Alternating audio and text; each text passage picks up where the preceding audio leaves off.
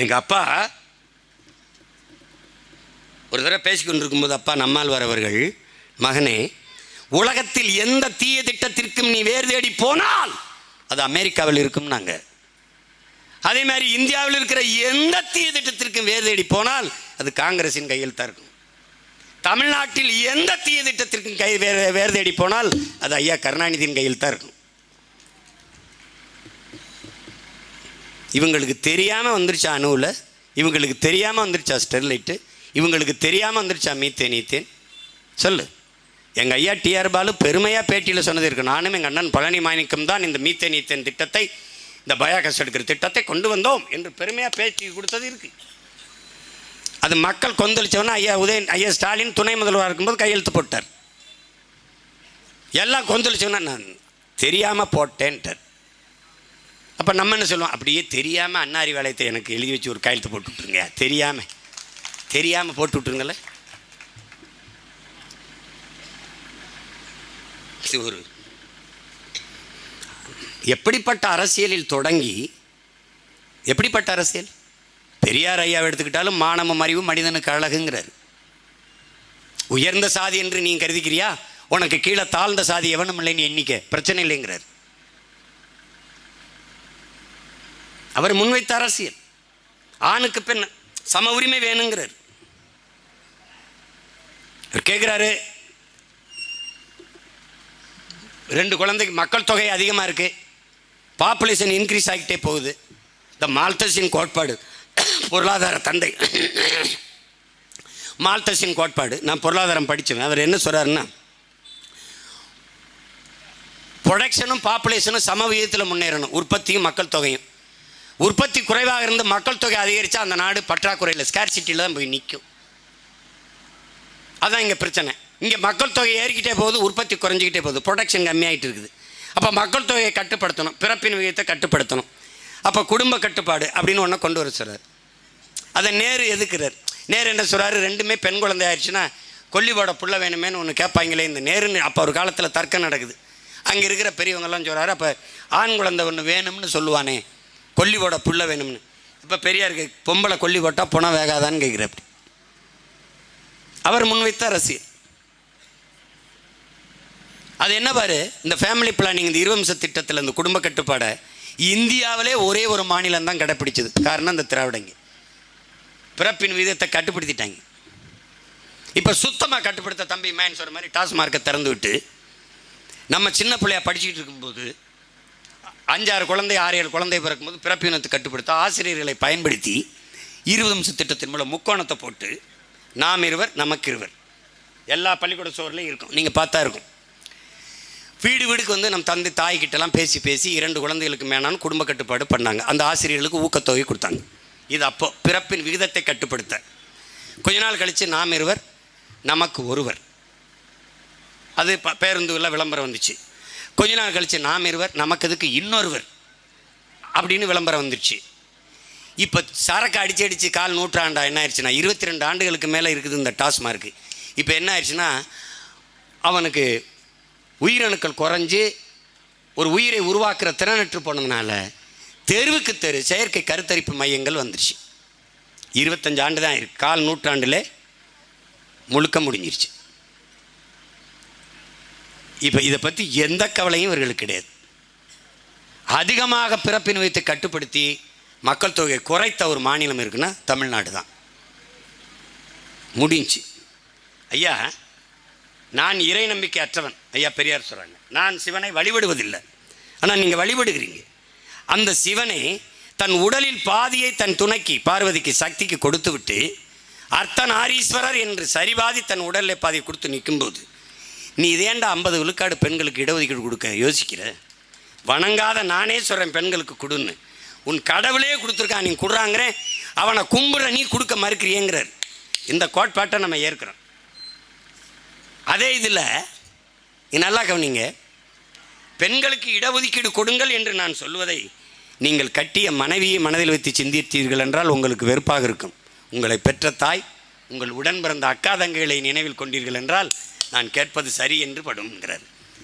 நான் என் தங்கச்சிக்கு தான் கொடுக்குறேன். 50 விழுக்காடு பெண்களுக்கு தேர்தலில் நிற்க இடம், கல்வி, வேலைவாய்ப்பு, அரசியல், அதிகாரம் அனைத்திலும் 50 விழுக்காடு. அதுதான் பிரபாகரன் பிள்ளைகளின் பெருங்கனவு. இன்னைக்கு கொடுத்துருக்கோம்னா இது பெருமைக்கு அல்ல, எங்கள் பிறவி கடமை. அதை செய்கிறோம். நான் என் தங்கைக்கு கொடுக்குறேன், என் அக்காவை கொடுக்குறேன், என் அம்மாவை கொடுக்குறேன், என் சின்னம்மாவை கொடுக்குறேன். அந்த பெருமிதம் உங்களுக்கு இருக்கணும். அது அவர் முன்வைத்த அரசியல். பேரறிஞர் அண்ணா அவர்கள் ஏழையின் சிரிப்பில் இறைவனை காண்போம்னார். ஏன் இதுவரை நீ இறைவனை காணலை? ஏன்னா எந்த ஏழையும் சிரிக்கலை. ஏழை சிரிச்சா தானே இறைவனை காண முடியும். அவர் முன்வைத்த அரசியல். ஒன்று அண்ணா அவர்கள் பேசுகிறாங்க பாரு, இங்கே பாருங்க, ஆங்கிலம் ஒரு தொடர்பு மொழியாக இருக்குது. அந்தந்த மாநில மொழி ஆட்சி மொழியாக இருக்கணும். ஆங்கிலம் ஒரு கெடுவாய்ப்பாக வெள்ளக்காரன் ஆண்டதுனால ஒரு தொடர்பு மொழியாக ஆங்கிலத்தை வச்சுக்கலாம். ஆனால் இவர்கள் இந்தியை கொண்டு வரணும்னு நினைக்கிறாங்க. அப்போ பேரறிஞர் அண்ணா அவர்கள் பேசியது, ஒரு வாசல் இருக்குது, தலைவாசல், அதிலே எல்லோரும் போகலாம் வரலாம். மாடு இதில் வந்துடும், பசுமாடு. சின்னதாக இங்கே ஒரு கதவு இருக்கணுங்கிறான். எதுக்குன்னு கேட்டால் கண்ணுக்குட்டி வர்றதுக்குண்ணா. மாடு வந்த பிறகு அந்த வழியில் கண்ணுக்குட்டி வராதான்னு கேட்குறாரு. அதுக்கு எதுக்கு இன்னொரு கதவை போடுற? பாராளுமன்றத்தில் நாடாளுமன்றத்தில் இங்கிலீஷில் பேசுகிறாரு அழகா. அங்கே இருந்த ஒரு வட இந்திய எம்பி எந்திரிச்சு வர்றாரு, அண்ணாதுரை இங்கிலீஷில் இவ்வளோ அழகாக பேசுகிறீங்க, நீங்கள் மட்டும் 3 மாதத்தில் நீங்கள் ஹிந்தி படித்தா அழகாக ஹிந்தி பேசலாம், 3 மாதத்தில் கற்றுக்கலாம் அது அப்படின்னா. ஆமாம், அதுக்கு மேலே அதில் கற்றுக்கிற என்ன இருக்குன்ட்டு அப்படி 8ஆம் வகுப்பு வரைக்கும் தமிழ் படித்தா போதும்னு இவங்க கொண்டு வர பேசுகிறாங்க. அண்ணா என்ன சொல்லியிருப்பாருன்னு நினைக்கிறீங்க? 8ஆம் வகுப்பு வரைக்கா? ஏய், முதுகலை தமிழ் இலக்கியம் படித்தவனே சிலப்பதிகாரத்துக்கும் திருக்குறளுக்கும் பொழிப்பறை தேடி அகராதியை தேடி ஓடிக்கிட்டு இருக்கான். 8ஆம் வகுப்பு வரைக்கும் தமிழ் படிக்கணும்ன்ற? தமிழ் ஒரு கடலடா, கரையில் நின்று காலை நினச்சா போதும்ன்றா பைத்தியக்காரன்ட்டு. அப்படி ஓரக்கரையில் நீந்திய அங்கே இருக்கிற தமிழறிஞர்கள்லாம் நம்ம பேசிட்டுருக்குறோம். நடுக்கடலை கூட தொடலை, அப்புறம் எப்படி கரையை கிடக்கிறது? தமிழ் பெருங்கடல் என்பதை என் இன உறவுகள் புரிந்து கொள்ளணும். பேரறிஞர் அண்ணா வச்ச அரசியல், சாராயத்தை விற்று வருகிற காசு குஷ்டரோகி கையில் இருக்கிற வெண்ணெய்க்கு சமம்னாரு. ஆனால் இவர்கள், அவர் பெயரை சொல்லி ஆட்சி நடத்துகிற இவர்கள் எப்படிப்பட்ட இழிவான அரசியல் பாரு. ஏன் இந்த அரசியலை அருவருக்க மறுக்கிறாய்? ஏன் இதை வெறுக்க மறுக்கிறாய்? ஏன் உனக்கு கோபமே வர மறுக்கிறது? என்ன உனக்கு பிரச்சனை? என்ன பிரச்சனை? நீ நல்லா கவனிச்சுப்பார். எந்த தொலைக்காட்சியிலையாவது யாராவது எந்த தொலைக்காட்சி மாற்று அரசியலுக்கு ஏதாவது ஒரு கருத்தை முன்வைக்குதா? இவர்கள் வைக்கிற கோட்பாடு மாற்றத்தை நோக்கி இந்த பிள்ளைகள் விரைகிறார்கள்.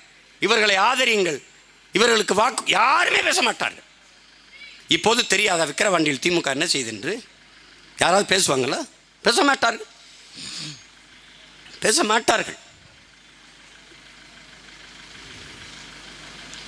நல்ல அரசியலே உருவாகக்கூடாது என்று ஒரு முடிவு எடுத்திருக்கிறார். கிறிஸ்தவ இஸ்லாமிய பெருமக்கள் நல்லா கவனிங்க, இங்கே பாருங்க, அநீதிக்கு எதிராக ஒரு புரட்சி தீயை பற்ற வைக்கவே நான் இந்த பூமிக்கு வந்தேங்கிறார் இயேசுபிரான். அநீதிக்கு எதிராக தான் புரட்சி தீயை பற்ற வச்சு 13 ஆண்டா கத்திக்கிட்டு இருக்கோம். கண்டுக்கிறவே இல்லையே. தீமைன்னு தெரியுது, சாத்தானின் செயல்களை செய்கிறார்கள் ஆட்சியாளர்கள் தெரிகிறது, அவர்களுக்கே வாக்கு செலுத்தி வலிமையை கொடுக்கிறார்கள். புரட்சியில் பூத்த ஒரு மார்க்கம் நபிகளார் இஸ்லாம் மார்க்கம். அந்த மார்க்கத்தில் வந்த மக்கள் ஒரு மாறுதலையும் படைக்க நினைக்கிறது இல்லை.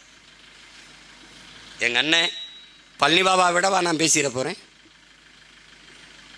ஒரு இஸ்லாம் மார்க்கத்தை ஏற்றவர் ஒரு மேடையில் கூட என்னரும் இஸ்லாமிய சொந்தங்களேன்னு பேசினதில்லை, என்னரும் தமிழ் மக்களேன்னு தான் பேசியிருக்கிறார்.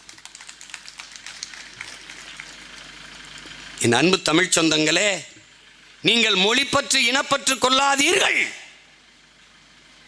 இன வெறி கொள்ளுங்கள், அப்போதுதான் நீங்கள் ஆள்வீர்கள், இல்லை என்றால் ஆளப்படுவீர்கள் என்கிறார். எவ்வளவு பொதிச்சுட்டு போனார்? ஒன்றும் இல்லை, ஒரு மாறுதலும் இல்லை.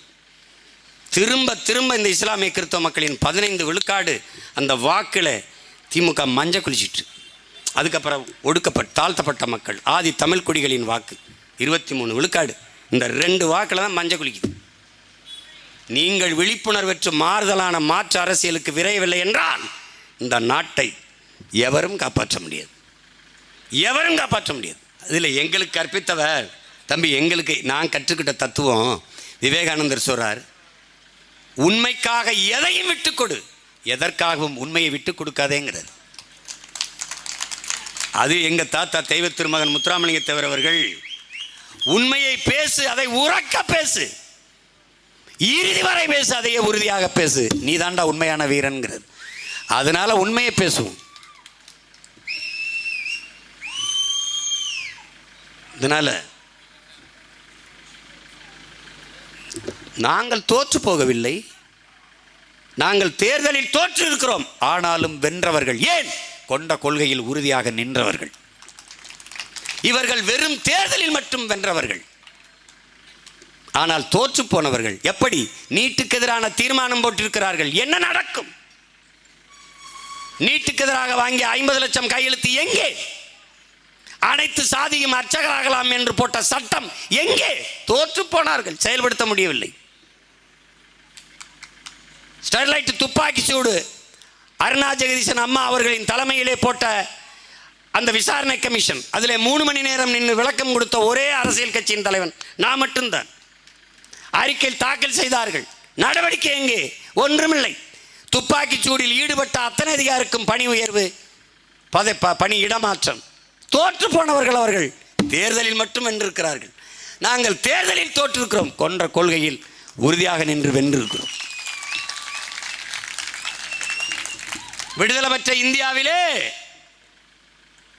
அதன் விடுதலைக்கு போராடிய பண்டிட் ஜவஹர்லால் நேரு அவர்கள் முன்வைத்த முழக்கம், என் அன்பு சொந்தங்களே, என் அருமை தம்பி தங்கைகளே, என்றாவது ஒரு நாள் தோற்கப் போகிற ஒரு கோட்பாட்டை ஏற்று அதன் வெற்றிக்காக இன்று நான் போராடுவதை விட, என்றாவது ஒரு நாள் வெல்லப்போகிற ஒரு கோட்பாட்டை ஏற்று அதற்காக போராடி தோற்று போவதையே நான் மேன்மையாக கருதுகிறேன்.